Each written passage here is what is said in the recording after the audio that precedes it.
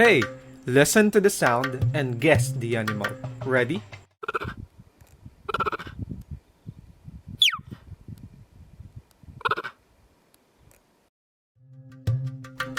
So, do you know who it is?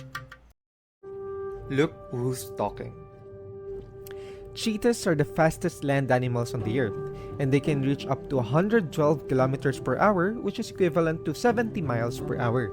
But here's the catch: they can only keep it up for about 20 to 30 seconds, and they are built for speed, not stamina. And yeah, they don't roar like lions. Instead, they kinda chirp, hiss, or even purr. Purr. And yes, that bird sound like you heard earlier, that was actually a cheetah. Amazing, right?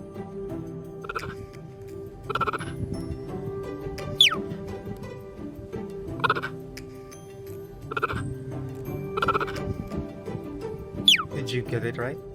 Thanks for playing. See ya.